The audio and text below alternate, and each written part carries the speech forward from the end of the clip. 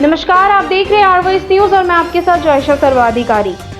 रामगढ़ से शिव शंकर तिवारी की रिपोर्ट। पैथर जवान के दबंगई के विरोध में ग्रामीणों ने मुख्यमंत्री और पुलिस महानिदेशक से लगाई सुरक्षा की गुहार।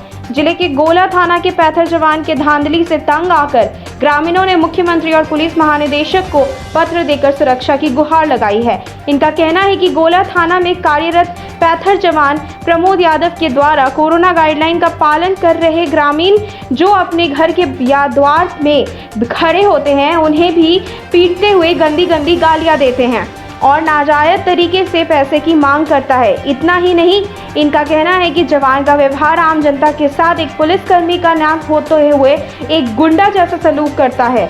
साथ ही दो पहिए वाहनों से किए जा रहे कोयला तस्करी वालों से उगाही के साथ साथ गैर कानूनी काम को अंजाम देने वालों से भी पैसा उगाही करने की बात सामने आया है। ग्रामीणों का कहना है कि कोरोना के बहाने जहां तहां लोगों की पिटाई करता है। इस पुलिसकर्मी से लोगों के अंदर भय व्याप्त है। ग्रामीणों ने सुरक्षा की गुहार लगाते हुए अविलंब इस मामले में कार्रवाई की मांग किया है। मैंने पूरे झारखंड के हर एक गांव का दौरा करना चाहा है और प्रारंभ किया है। पहले भी दशकों से पर्यावरण को लेकर, स्वच्छ भारत को लेकर, अन्य विषयों को लेकर मैं जन जागरण चलाता रहा हूं। एक किसान के बेटे होने की वजह से, किसान परिवार का सदस्य होने की वजह से मुझे ऐसा महसूस हुआ कि झारखंड का किसान पूर्ण रूप से हताश, हैरान और परेशान है। तो मैंने सोचा घर में टेलीफोन लगाकर या वर्चुअल मीटिंग कर ये दर्द को समझा नहीं जा सकता है जब तक मैं स्वयं खेत में, खलिहान में किसान के दरवाजे पर न पहुंचूं।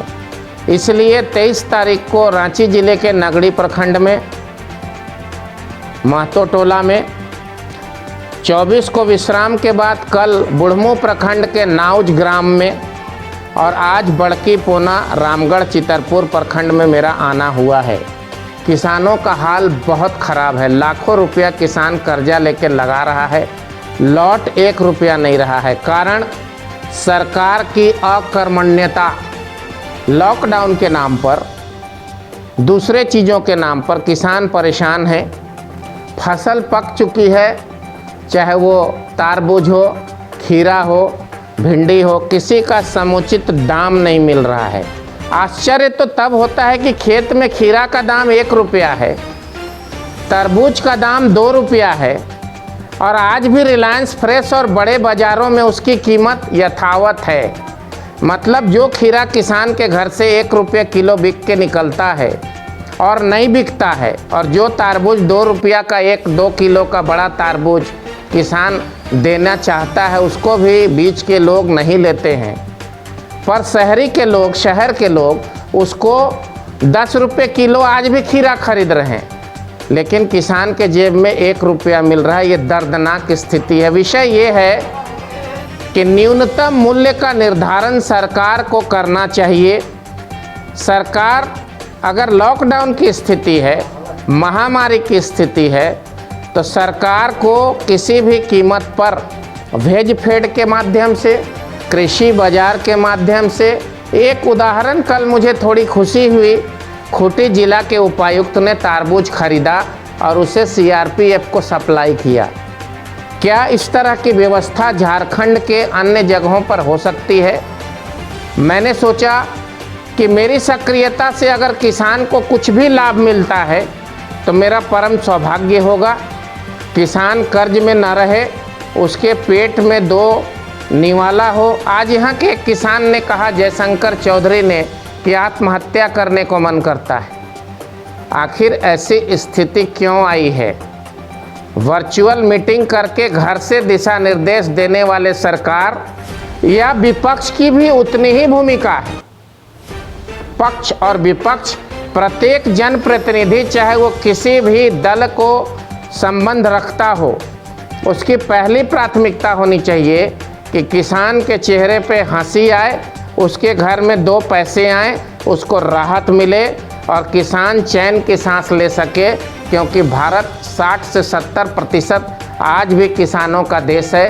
पूरे भारत के जनसंख्या के आधार पर अगर देखें तो 1 करोड़ 130 करोड़ की आबादी वाले इस देश में 75 से 80 करोड़ किसान हैं और सभी किसान मरणासन स्थिति में हैं। मैं सरकार को जगाने और सरकार के आँख को खोलने के लिए यह कदम उठाया। धन्यवाद।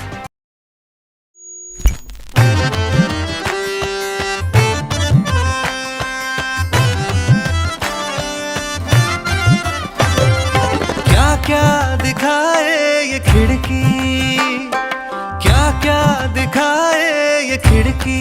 ओ जज्बे हैं जितने दिखते तुझी में, है मायने की खिड़की।